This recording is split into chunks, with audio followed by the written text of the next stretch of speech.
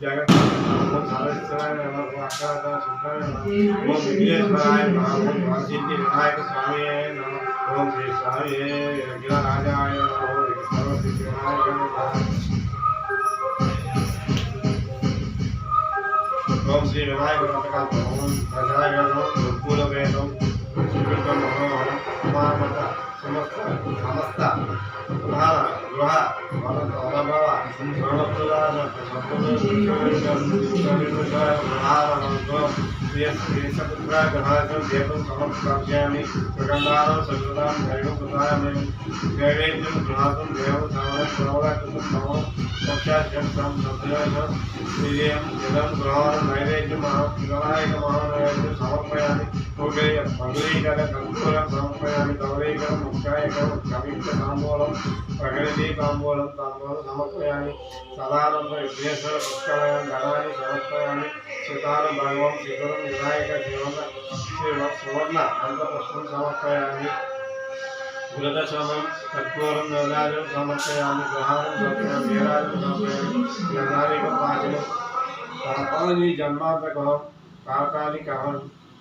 प्रदक्षिण पदे पदे पापनमहं पापं पापं पापे कृष्णदेवाय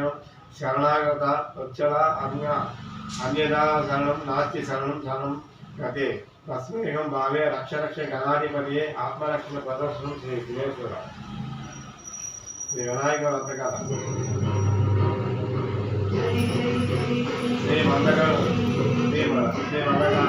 श्री मदाचलाय कोटि ब्रह्मांड नायक श्री भगवंतुడి సృష్టి విద్య విశేషములు భారతదేశంలో చాలా కాలం పూర్వం చంద్రవంశానికి చెందిన ధర్మరాజు అనే రాజు జ్ఞాతుల వలన సిరి సంపదల్ని పోగొట్టుకుని భార్యతోనూ నలుగురు తమ్ములతోనూ కలిసి వనవాసం చేసి ఒకనాడు కైమి శరణ్యమును వెళ్ళాడు. శరణ్యాన్ని వెళ్ళాడు. అక్కడ సౌనకాది ఋషి ప్రముఖులకు అనేక పురాణ రహస్యాలను బోధించు స్వర్ణ మహాముని దర్శించుకు నమస్కరించి అయ్యా మేము మా దాయాదులచే దగా చేయబడి కనక వస్తు వాహన రాజ్యాధికారంలోని పాల్గొట్టుకుని ఉన్నాము. ఈ కష్టములని కలిసి మా రాజ్యవైభవం వల్ల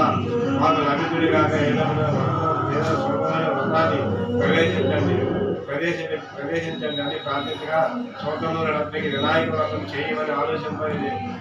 ఆదేశించి ఎలా చెప్పసాగి ధర్మరాజా ఒకనొక సందర్భంలో శ్రీ కుమారస్వామి కైలాసమే పరమశివునే సందర్శించి తండ్రి మానవుల ఏ వ్రతం చేయడం వల్ల అస్తమస్తమైన విద్యా విజయ వైవాహిక పుత్రంలో వంశవృద్ధి పొంది అన్ని కోరికలు తీర్చడం వల్ల సకల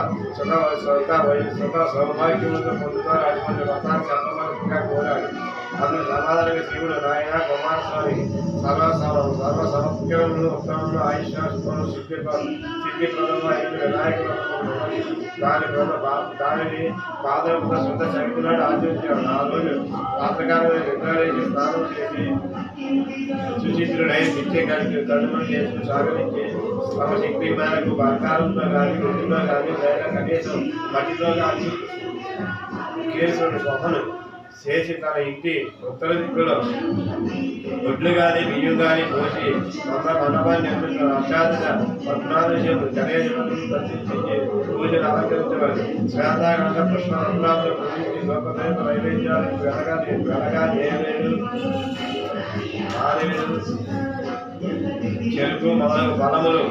ప్రత్యేకంగా రసములను విలువని కొద్దిగా ప్రకారం నిషేధించి నృత్య గీతవాద్యములు అన్నదానంలో పూజించుకుంటున్నారు. గలాశక్తి వేదించి దక్షిణ తాంబూలం సమర్పించి బంధువులతో కలిసి నూనె నేర్చుకులు కానీ చేసిన వివిధ వృక్షజాతులతో భోజనం చేయాలి. మరునాడు ఉదయం స్నాన సంధ్యలు పూర్తి చేసిన అనంతరం శక్తానుసారంగా గణపతికి మౌలికీకరణ ఇతర బ్రాహ్మణులకు దక్షిణ భోజనంలో శక్తిమైన తాంబూలాలు సప్తి చేయాలి. ఈ విధంగా ఎవరైతే ఈ వినాయక వ్రతాలు చేస్తారో వారికి